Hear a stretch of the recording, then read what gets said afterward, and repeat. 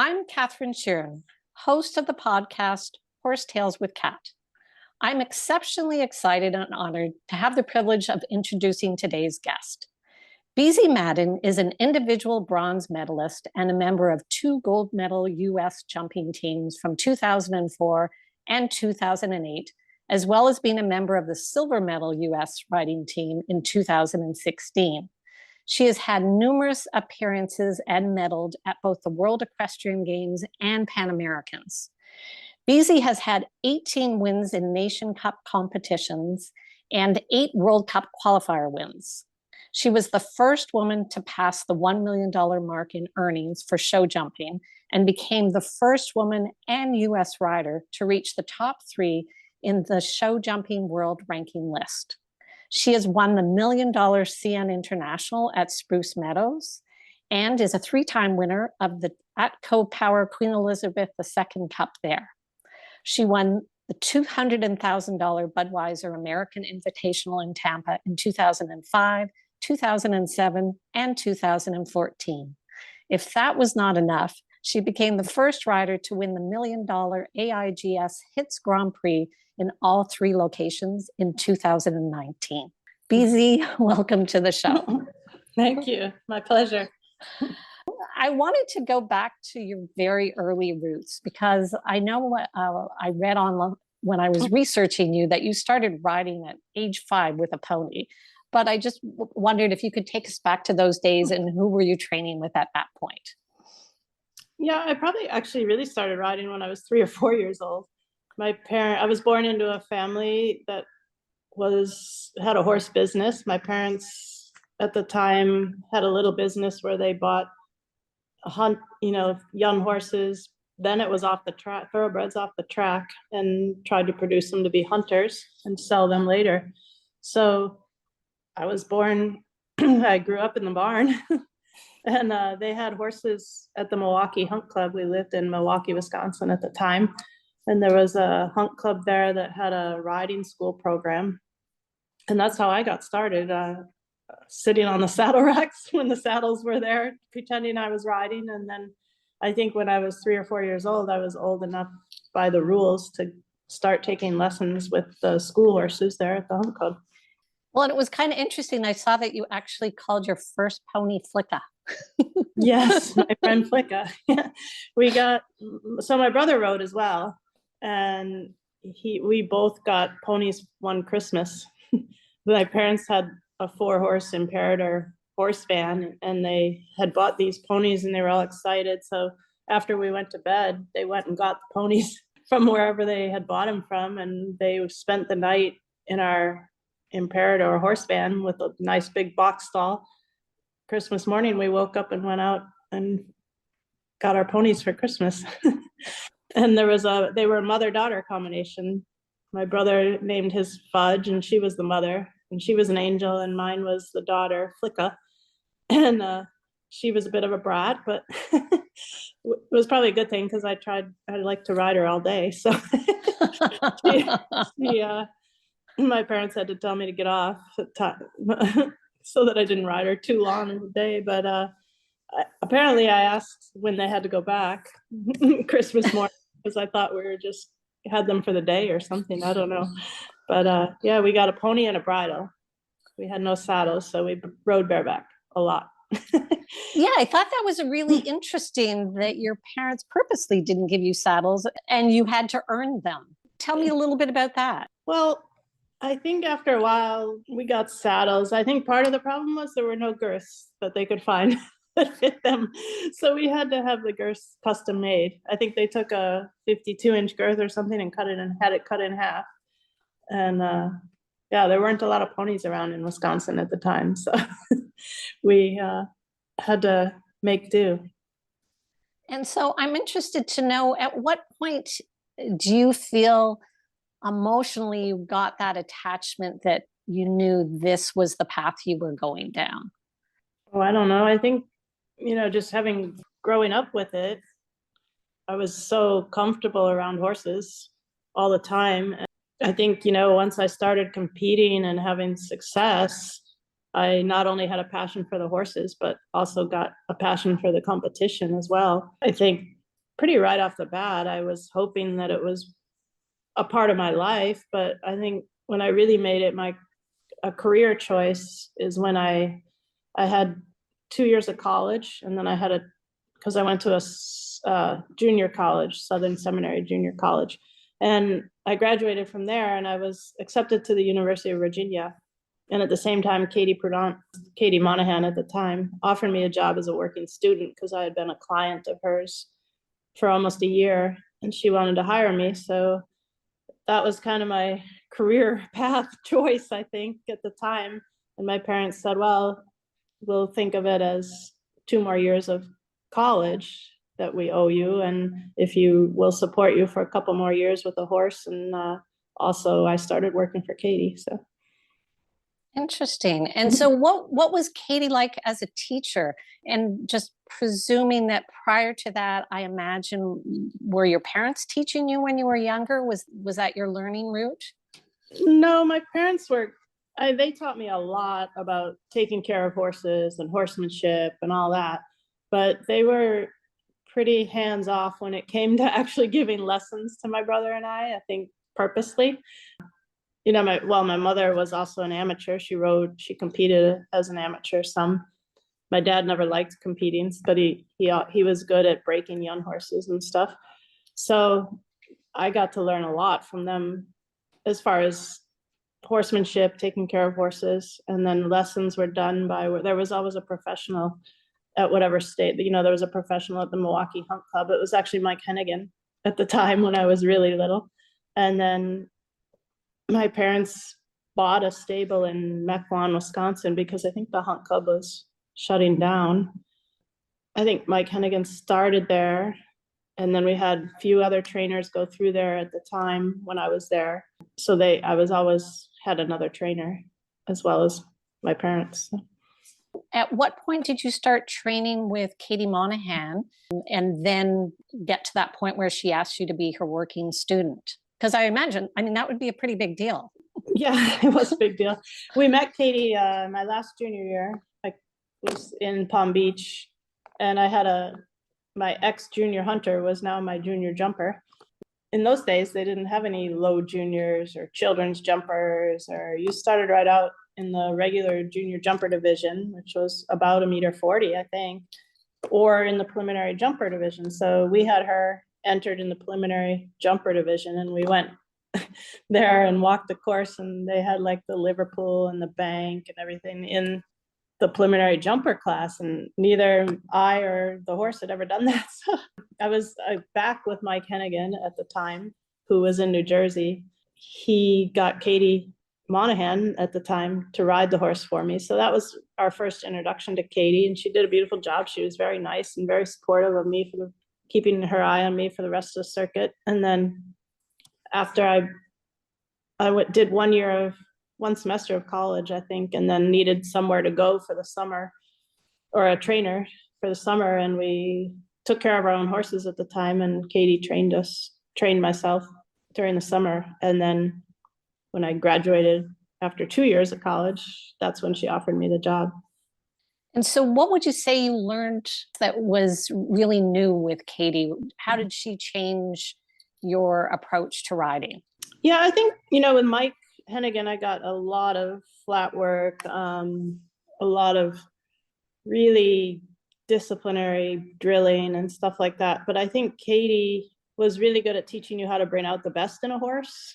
And also, I remember the first time she described how to ride the jump off to me, it was like, wow, that's totally, it's like, you fly over here and you turn back on that and you fly. I was like, oh, okay. So, I hadn't done jumpers much at all. My last junior year was the first time I ever competed with a jumper. It was all new to me, the jumper division, and she was fantastic at teaching me all about jump offs, how to bring out the best in each horse, things like that. Well, that I find really interesting. I think because I believe you're really known yourself for getting the best out of a horse. And interestingly enough, when I go back and look at videos of your top mounts, they're all very different horses. that's where I'm sort of trying to go with this. I'm trying to figure out at what point it's obviously a gift to do what you're doing to bring out the best and not just have a type, because there are lots of really good accomplished riders, but they only look for a certain type of horse. And I think I was reading about you, and I believe it was Judgment. That was the horse that you took over the ride from Michael Matz. And he was the first stallion you had ridden, or was it just the first big horse that you had ridden? And I think probably the first big horse that jumped with so much power. Yeah. And I thought it was interesting because you talked about you didn't know that you had that in you. You were a little bit concerned about were you going to be strong enough to ride him, and in the end turned out to be an amazing partnership for you. Yeah. So maybe if you wouldn't mind walking us through a little bit how that transition happened. I think all through my career, I had some really good teachers that were really good at teaching me basics and correct position. And I think correct position isn't just to look pretty. It's about how to be effective and how to have strength when you need strength on a horse and compassion when you need compassion. And I think with the correct basics and the correct position, if you start with that, you can really, to some extent, ride any type of horse and be effective on any kind of horse. And I think that's what I've been really lucky with right from my very beginning, actually. You know, I had clinics with really good teachers when I was young, and Katie obviously had fantastic teachers growing up as well, and she passed that on to me. And I think it's always something that I work on, you know, all my life, try to work on maintaining correct basics, correct position. And I think that's really the key to being able to ride different kinds of horses. If you wouldn't mind also sharing a little bit about, so I know you met John, your husband, at Katie's. And so he was working there and he was doing training, and he had a bit of a sales business on the side at that point. So, I mean, I know he's evolved to become your trainer and partner. I would imagine he's part of your fundamentals. So how has that impacted your ride and training, and what did he bring to the table? Well, I think he also came from growing up with some working for very good people. He worked for Leslie Lenahan, George, Katie. And so I think we came from the same kind of program, and it was easy fit to work together. He's a big part of helping me on the ground, making sure that, again, I stick to the basics, and he's very big on that. Sticking to doing things, what's right for the horse. He's very big on that. And he's been a huge help with everything except riding. You know, he runs the stable. He handles a lot of the relationship with the owners and sponsors. And we have other people in the office that help with sponsors as well. So it was, and you know, just developing a team that allows us to be successful and allowed me to be able to concentrate on competing and training the horses, and him having time to help me train the horses and also some of our students as well. So it was just a really good partnership. We kind of just found our own slots, you know, of how to do things. I feel like you were really pioneers, it seems to me, in terms of getting a team of owners together to get nice horses. I feel like that really, if I'm not mistaken, wasn't happening until you back in was it the late 1990s or early 2000s, 2004 and 2008. I think both your horses were syndicated horses, were they not, at both Olympics? Yeah, we did do some of that. And John had done some of that with Katie already. He already had a little background in that. And so, yeah, I know one of the shares of one of our horses was a wedding gift for us. No way. From the Jacobs family, Jeremy Jacobs. And yeah, we just put some groups of people together, you know, that had a passion for the sport and wanted to see other up and coming riders have a chance. And that's how we got some of our original owners, is syndicating, like you said, and then a lot through teaching. Some of them we got because I taught their daughters or taught them, or different variations of that. But a lot of the owners, the best owners we developed were through relationships with first teaching, and then they wanted to help me out because they liked what we did. Well, it's kind of interesting because I feel like you've attracted people from what I'm observing that are as passionate as you about the sport. But I also feel like you've always been known as somebody with a really strong work ethic.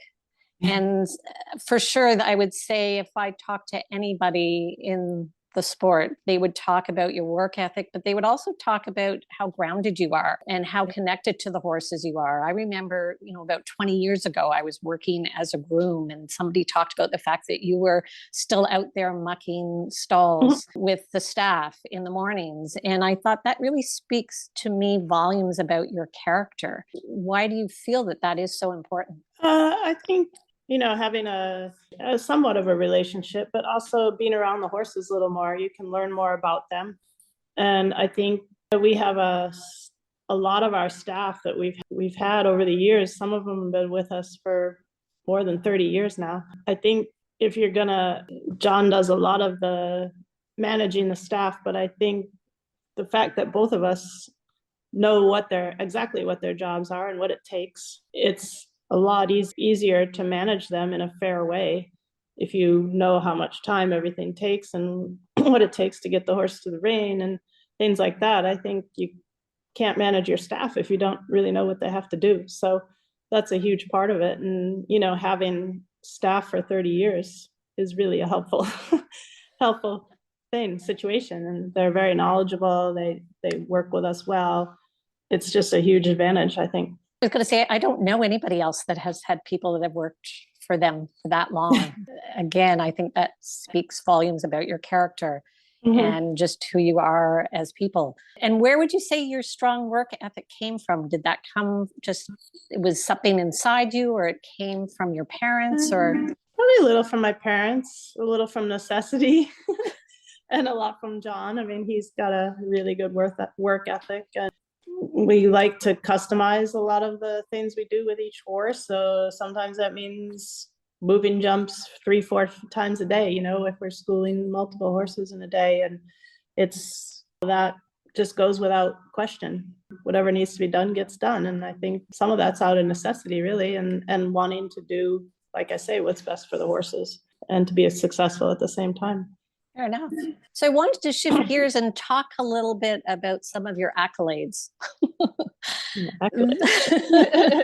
There's too many to actually, to be honest, I was overwhelmed when I saw how many wins you've had, how many times you've been the first woman doing something, the first US rider doing something. I just wondered if there's any that are really overwhelmingly in your head. I have to admit that last night on YouTube, I was watching a video of you with Judgment, and it was Derby. I think it was the Nexen Derby. It was pouring rain. It was April 2009. And it was phenomenal to just see you and the horse and coming down the Devil's Dyke and down the Big Bank, and just thought, I've had so many.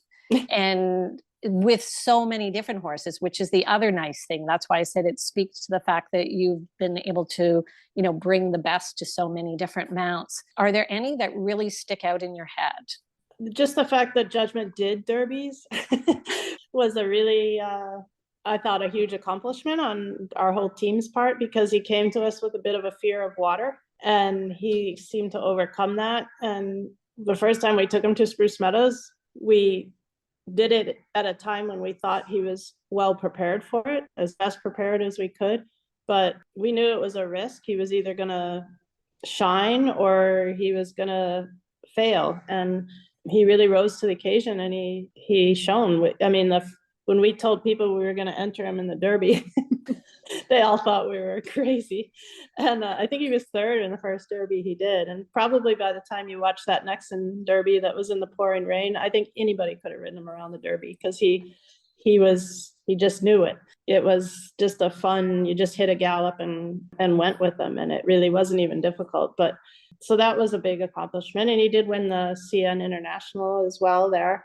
I think anytime you win that is a memorable occasion. I won it again with Derry Lou more recently, not really recently, but more recently than the judgment did. And then, the Olympic medals are all great, but I think the championships that were really kind of my favorite were the world championships, because I like the format where it's cumulative as you go for the week. And I had the one in Aachen with Authentic, where we were team silver and I was individual silver. So I think that was one of those weeks that just went so well. I think I had one foot on the tape with Authentic during the week. And other than that, he was faultless until I had the last jump down and the jump off, unfortunately, for the medal round. It was just everything leading up to the week went really well. And we couldn't have asked the week to go much better.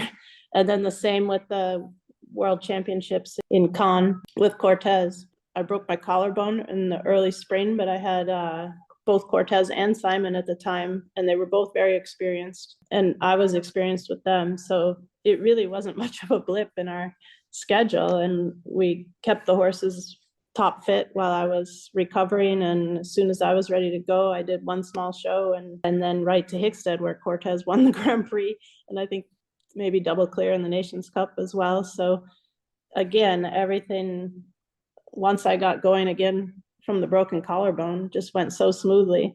And Cortez was, he jumped big jumps so easily. It was like riding around a 1.30 meter course on most horses, and he was just like a computer there. So both those weeks were memorable just because the horses were so fantastic, and we had success as well. So, in Normandy, we were, I think, bronze individually and individual bronze as well. So. And if I'm not mistaken, you won Hickstead back to back, did you not? Yeah, Cortez won again the next year. And were you not the first woman to win at Hickstead? Yeah, because it used to be the King, well, it still is the King George V Cup, I believe it is. And it was open only to men for a long time. And the women had the Queen's Cup, which was on Saturday, and it was for probably 1/8 of the money. Presumably. Yeah, it was a little uneven, but they had allowed women in the King George V Cup for quite a few years before that, but nobody had won it yet. So yeah, I was the first woman and won it 2 years in a row, which I think has been done once before, maybe as well. Okay. And so does it strike you in a different way when you break a barrier like that as a woman? Does it register as, oh, I'm the first woman doing this? Or is it just, I'm doing what I love to do, and it's fabulous that this has happened as a woman, but do you feel like there's a different feel when that happens? Our sport is one of the few where men and women compete equally. Mm-hmm. And I think in the United States, growing up here, there's so many more women than men or boys that ride when you're young. And then I think as you get older, it starts to even out the numbers between men and women, because women have other things they do in their life, and the men probably take to the jumpers sometimes a little easier than the women. But so I never really thought of it, except when you go to Europe. The first few times we went to Europe, which would have been in 1989, there were very few women competing at that level. So it did hit you a little when you got there. And also the media would always ask you about that. And I would always say, well, growing up in the United States, you really don't notice that there's very few women in the sport. So I never really think of it. But then when you get told that you made that milestone, it's kind of cool. Mm-hmm, as well. I was curious because I asked that question of Jill Henselwood last year, and it was interesting because she said, I always felt like I was competing on, like you say, on equal footing with men. And so it seemed to me that it was an impediment that I was, a woman versus a man. But yeah, because she would have grown up in similar situation. Canada and the United States is very similar in that way. Mm-hmm. And it was interesting. I was actually noting, I forgot that 2008 is when you were on the gold medal winning team, Mhm. and Jill was on the silver medal winning team Yeah. that year. So it was just kind of funny because I was realizing there was a jump off that year and it was against the US, and you were one of the people on that team. And I thought, oh, that's kind of cool. Just having, Yeah. because I'd also had the conversation with her about just riding at the Olympics. I was also wondering, because it seems to me that fear has never been a thing for you at all. And yet sometimes when I talk to riders at your level, they will admit that they've had to work with a sports psychologist to get them past a little bit of fear. So I'm just wondering, were you fearless from the beginning, or do you feel like it came because you were so confident in your ride and in your basics? I don't think I've ever been really fearless. I'm probably not, I've never thought of myself as the bravest rider in the world, but I think Oh, you have to, and that's going back to Katie. That's one of the things that she instills in you a bit. When a horse gets a little chicken, you have to be braver and put that confidence into the horse. And if you get weaker when they get weaker, it's going to be worse. So I think, again, back to basics. If you learn the proper way of doing things, and again, some horsemanship, not overfacing things, I think it takes away at least enough of the danger that you don't get the fear in you. But no, I've never been fearless, for sure. oh, okay. That's so interesting, because I would have to say, watching your face when you were doing the Derby, it just looked like joy. I did not see any fear in your eyes at all. So that's why, and every time I've watched you ride, I think what's also always struck me is you're always on a rhythm. It's very flowing. It's like you're never interrupting the horse's pattern. And I thought, is that something that you've learned from, I guess, just from training, or is it something that was always sort of in your style to not, it doesn't ever look like you're interrupting them. It's not to say you're not controlling the stride, but it always feels like it is a lovely flowing movement. That's one of the joys of watching you ride. Well, I think, that's, again, going back to basics. The horse has to be forward in front of your leg and in balance, right? So if you can learn to practice in that way, things are going to go better. When you get too backwards, or the horse is behind your leg, or not responsive enough to your leg, then that's when you get in trouble. And like you say, the Derby looked like fun. Well, that's because we were very prepared all the time. If you ever saw our farm in Casanova, our Grand Prix field there, you would see why it was fun. I mean, we had already practiced all of that stuff. And okay, it's always different in the ring. So the first time is always still a little nerve-wracking. But I mean, if I had never practiced all that, I would have been terrified to go in there because I had no idea what was going to happen. But I did have some idea that I would have some success. And so where would you say is your favorite venue to ride? Because you've been all over the world. Yeah, there's so many fantastic ones. I mean, Spruce Meadows, Aachen, Rome is beautiful, iconic. Hickstead's iconic. Where else do I like? There's really so many good ones. I think here in the United States, North America, we're lucky because we're getting some better and better venues now. I think Thermal has really improved. Santa Anita was a great event, I heard. We have Traverse City, Michigan. It's been great. We have quite a few venues now that are, Saugerties is stepping up. I think we're getting lucky that we're getting better and better venues now, but certainly those can't compare to Aachen and Spruce Meadows in history and things like that. So Dublin's fantastic as well. And would you say you'd have a preference for grass over the all-weather footing? I mean, I know they're completely different types. I think good grass is the best surface to jump on for horses. I think some people might argue that because of the speed, it has some kind of a speed limit factor to it, but I think that's also promotes correct riding. Some people that grow up just on this all-weather footing, they have no speed limit and they're a little reckless sometimes. But I think if you grow up riding some on grass, you learn a little more about balanced turns and things like that. Well, and I was also wondering, with some of the venues now where you're there all winter, say Wellington or World Equestrian Center or HITS in Ocala, but for the horses, does it become a little bit like will they get complacent being in the same ring all the time? Or do you feel like it just becomes easier for them because it's like riding at home in terms of the challenge, I guess, from like a stress level point of view? For sure, they get used to it more the more you go in it. So whether it benefits you depends on the horse, really. If you have a young, inexperienced horse, a lot of times you can do something down here by the end of the circuit and think they're this made Grand Prix horse, and then you go to another venue and you find out different. At the same time, if you have an older horse, I think you're better off trying to switch locations some with them, show them sometimes in the international arena, sometimes on the grass. And, now we have other circuits down here that we can also go to, take them to Ocala, to the new facility there, which I hear is fantastic as well. So, and even developing young horses, I think that's better as well. It's more realistic and beneficial for the horse for the rest of the year if you take them to some different venues to compete with them. I was wondering if they would become bored being in the same location in the same ring day in, day out. For sure, some do, yeah. Okay. So I had a number of questions from some of the listeners that I also wanted to ask you. One was, where do you think the sport is going today versus when you were younger?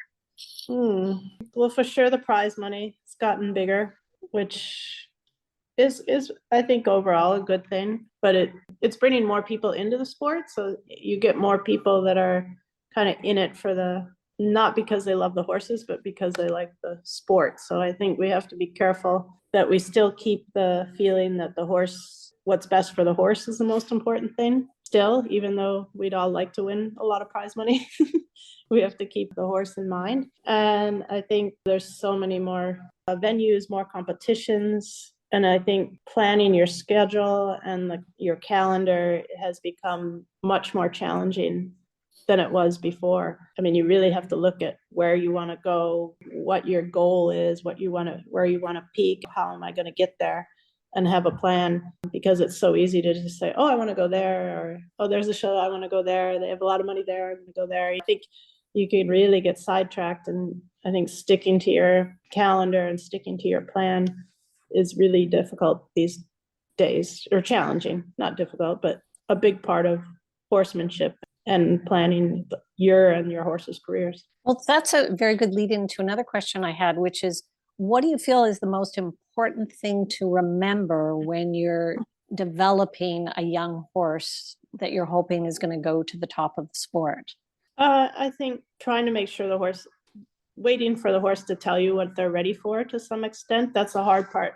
Waiting for them to tell you when they're ready, and also pushing them enough that you do get to where you want to go. And that's where the horsemanship and the feeling comes in. And sometimes we make the right decisions and sometimes we make the wrong decisions. But realizing that in a short amount of time is also going to help. Realize that you might make mistakes and that you have to fess up to it and then go back again. But keeping what's best for the horse in mind is the most important, because I think if you push too hard, you're actually going to take longer, because the horse at some point is going to have you're going to have to start from scratch again at some point if you push too hard. So I think, just keeping in mind what's the best schedule for each individual horse. They're not always all going to develop at the same speed. So you have to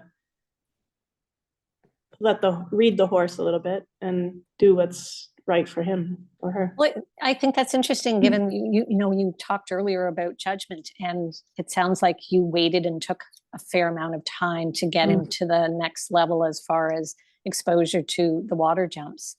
So I also think I read somewhere that with Cortez, that at some point he was having issues or having rails down, and you decided that, there was something physical happening here. And I think, if I'm not mistaken, that it turned out he had ulcers. Yeah. And so again, it sounds like you were really in tune and listened to him and figured all that out. And how long did it take you to figure out what was wrong? Oh, I mean, probably happened over months. I think something like that comes on a little slow as well. He went from being a really easy horse to starting to be kind of a difficult horse. And he wasn't just cantering and jumping like he normally did. So we had to look elsewhere, and he didn't show us any big signs in his physical condition or anything like that either. So that made it difficult. But it came down to kind of process of elimination. That was something we hadn't looked at. So when we got his stomach scoped, then it became very obvious. I found it really interesting because I myself have an amateur jumper. I'm just doing the meter 10 level, but he went through a period. He was always, his name's Easy Street, which was indicative of how he was when I first had him. And so when he started getting difficult, he did not want to go into the ring. He was rearing, he was doing the job, but he was clearly not happy.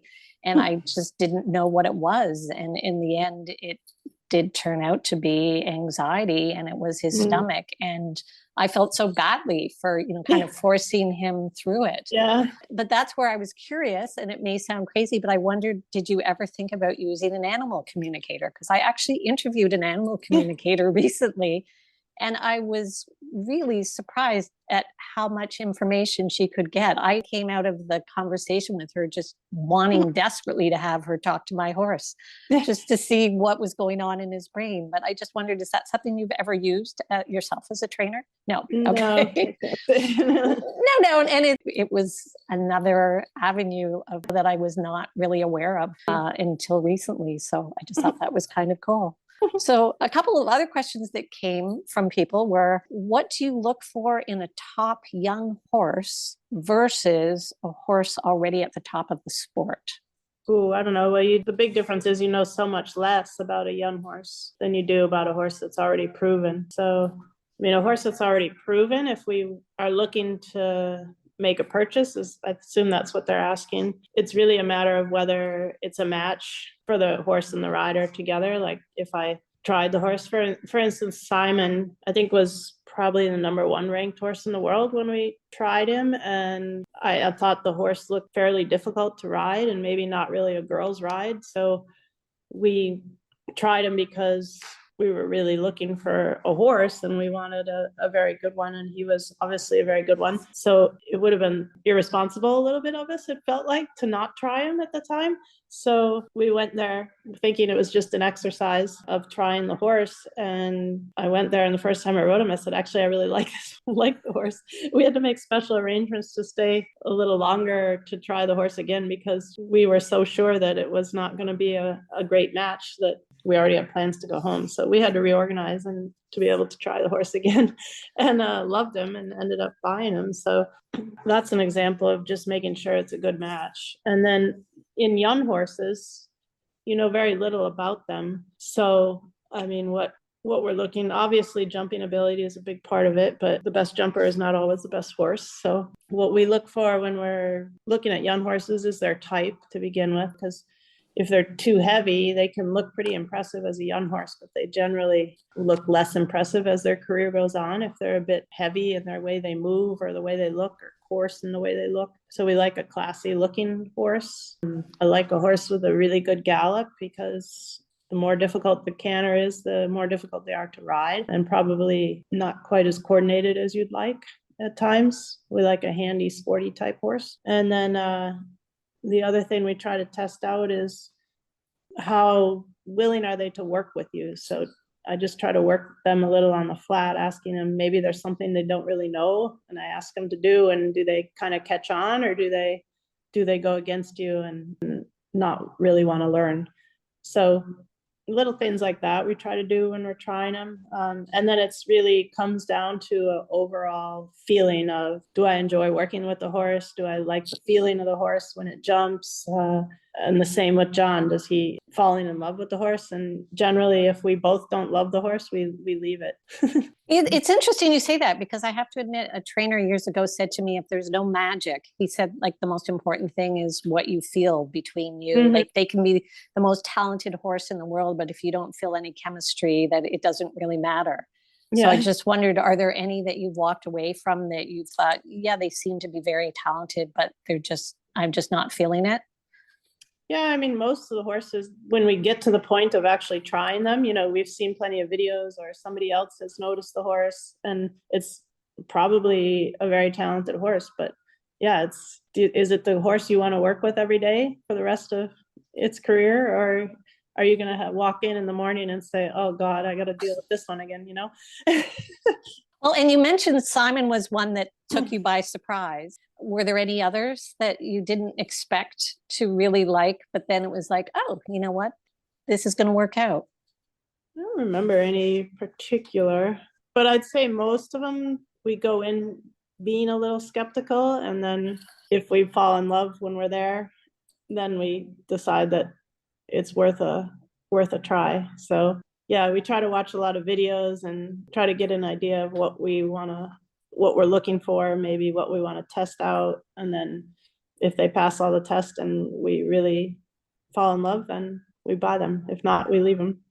And then I guess another question that comes up a lot with, pretty much everybody I speak with is, what's your advice for this generation coming through the ranks that doesn't necessarily have the funds for the current sport dynamic, which is costing a lot? What would be your advice for them in terms of getting to the next level? I think just try to get with the best people you can. I mean, if you're limited to a local area, get with the best person in that local area. If you have the ability that you're mobile and old enough to be driving and traveling, try to get with somebody you can anywhere. And if you have to start scrubbing water buckets, just get in the door. And, you still, I think it's always been a little like that. But maybe it was easier before, but you still hear stories about that. Like Kathleen Driscoll with Katie Prudent now, she got there as a groom. She was hired as a groom and told they didn't have a rider position, but look where she is now. If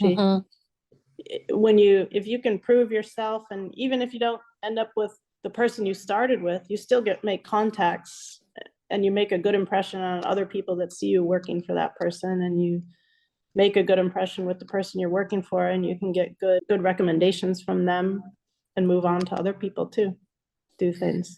And teaching, like I say, I got a lot of my opportunities through teaching. Yes, because I was going to ask you a little bit about your owners, just because I know that I believe it's Abigail Wexner. She's been an owner for a number of your horses in the past. And so did that start, were you teaching her or teaching a child of hers? Yeah, teaching her. She has a stable in Columbus, Ohio, or New Albany, Ohio. We were hired by her manager there to come give lessons, and we'd stay for 2, sometimes 3 days, depending on how much time she actually had. And then after probably only 3 or 4 times of doing that, the manager, his name was Matt, he told us she wants to buy a horse for Beezie.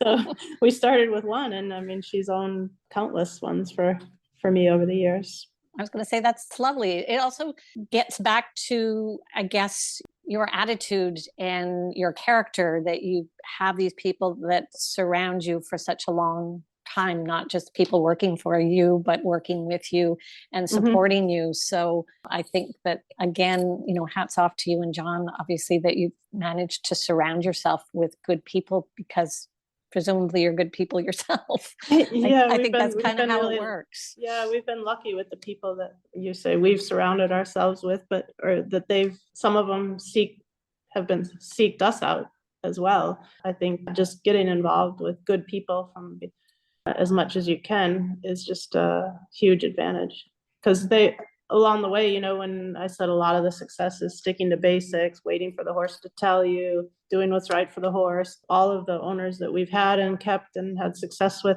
have all had the same goals and same outlook on the sport. I just wanted to shift gears a little bit, if you're comfortable. I wanted to ask you a little bit about your diagnosis with vestibular schwannoma back in 2020. Yes. I was just curious.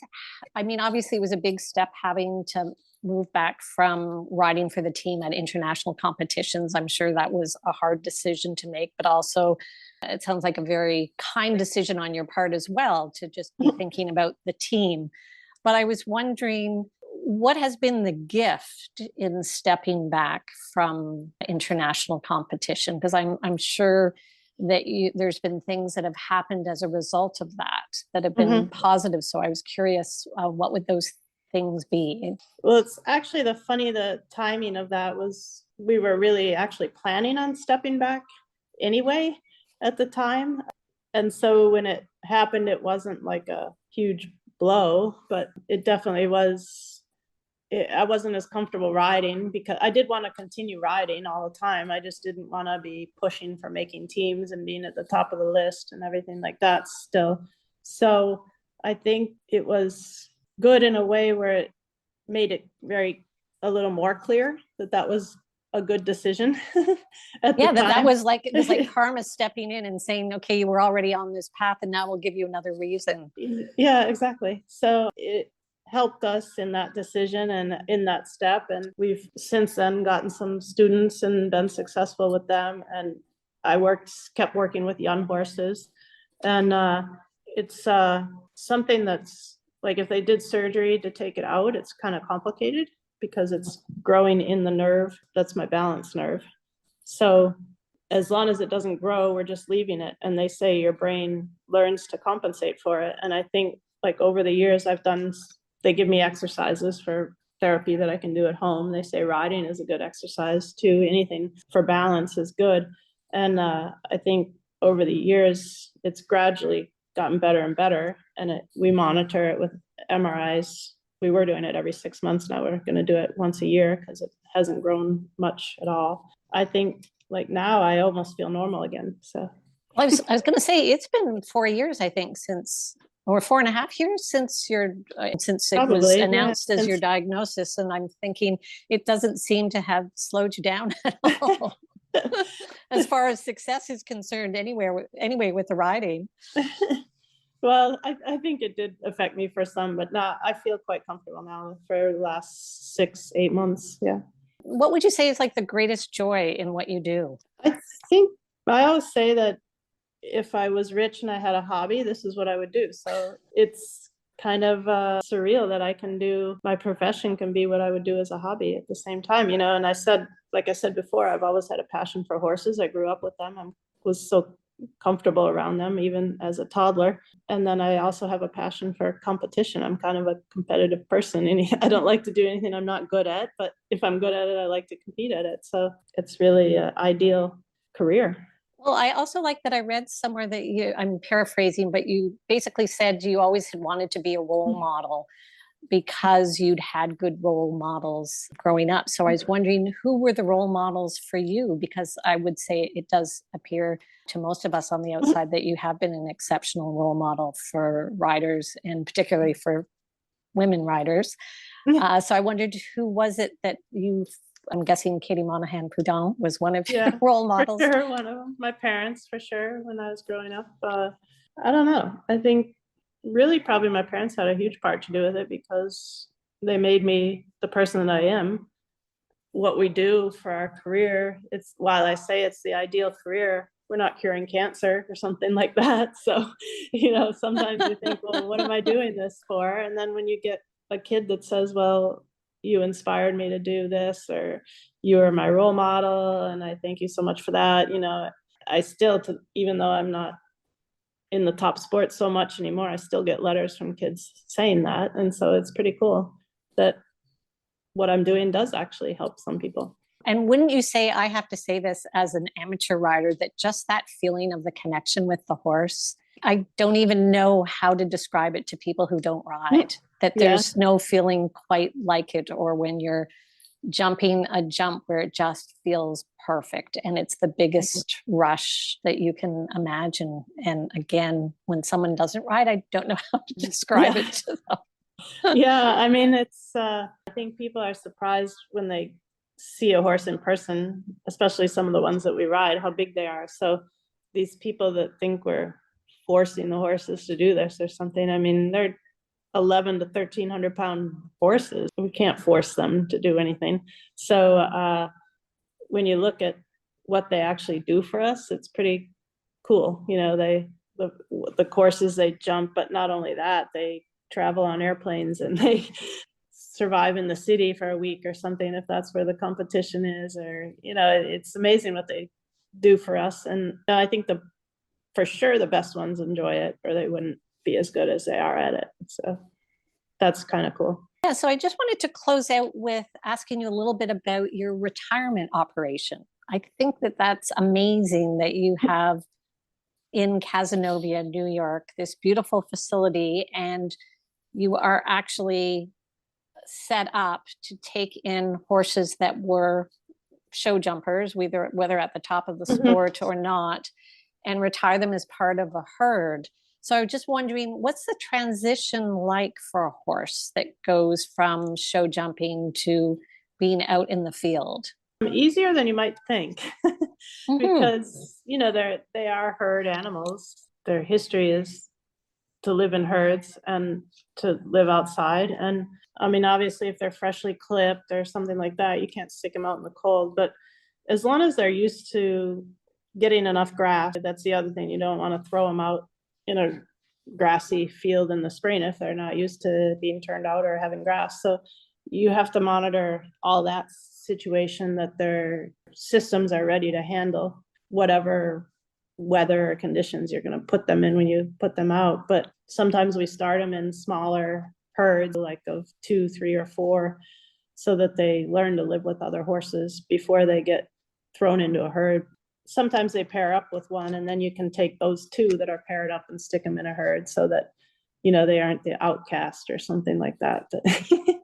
So it's the people that work for us do a great job with trying to integrate the right horses in the right fields, and they switch them around if there's any issues, and they know which ones are aggressive and which ones are timid. And if they get really old, we have like a geriatric group so that they don't have to fight for their food. Not that they fight for their food, but they take longer to eat. So when they get older, and you just have to have a little sense about it. But really, even the show horses, once they get used to living outside, when you bring them in, they're not happy. People are like, oh, don't you bring them in when it's cold? No, because they do sweating in their stalls, and they're living out. That's what they do, and they love it. And where did that idea come from, and how many years have you been doing it? It started again kind of as a necessity. We had horses that we retired from jumping, and the owners certainly didn't want them sold or anything. So we needed places to have them retired, and we didn't want them just having to live in the barn all the time. So we built fields and sheds, and then people would ask us, do you have a place I can put where I can retire my horse along with yours? And so it just kind of gradually grew. And then we had this property that was attached to the property we already owned. And it was like 100 acres. So that was a big plunge. We bought that and built a huge facility, a whole place where they have area to go inside, and they eat. There's like 4 groups of horses, and each group of horse has 2 fields in the summer and 2 fields in the winter that we can rotate. So it was a big planning and kind of learning as we went. Kind of the farm just started going farther and farther out. So I don't know, it's just an evolution. And now we have probably about 80 horses living out. Oh, goodness. That's a very large group. I was And going to say some are babies that people send us to that just need to live out until they're ready to get broke. And then sometimes we break them and then send them to them, or sometimes they just want them when they're ready to break.